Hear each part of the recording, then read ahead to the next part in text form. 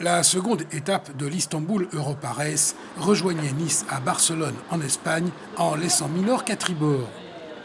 Environ 420 milles à parcourir pour les 660 pieds IMOCA, la plus petite étape avant de rejoindre Brest.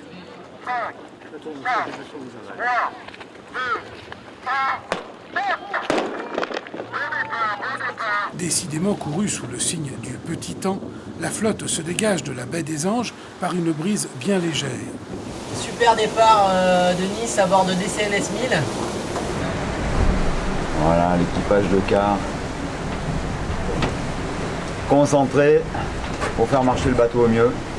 Et ils ont laissé les petits objets qui vont bien. Les paires de jumelles pour voir s'il y a des bateaux dans le coin.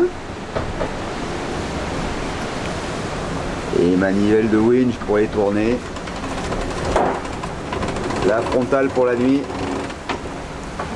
La petite tasse pour le café. Et c'est ensuite, sous la forme d'une régate, que commence cette étape vers les Baléares. Faut qu'on aille sur notre compromis à nous. Si on le voit sortir dans l'axe devant, il va faire que s'éloigner de toute façon.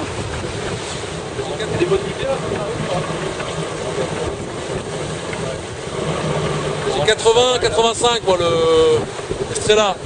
J'ai perdu un petit peu peut-être, non? J'ai perdu 5 depuis 1 heure. Belle prend le commandement. L'ambiance à bord des bateaux est à la détente.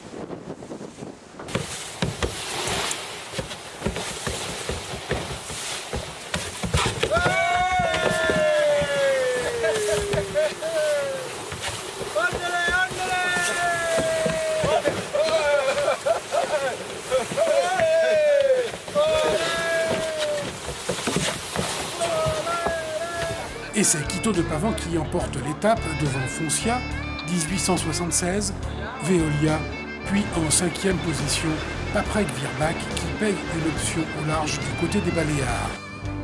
C'est DCNS qui ferme la marche, décidément pas à son affaire dans cette épreuve où le petit temps domine. Après une journée réservée à des runs de vitesse devant les plages de Barcelone, ce sera le départ pour Brest.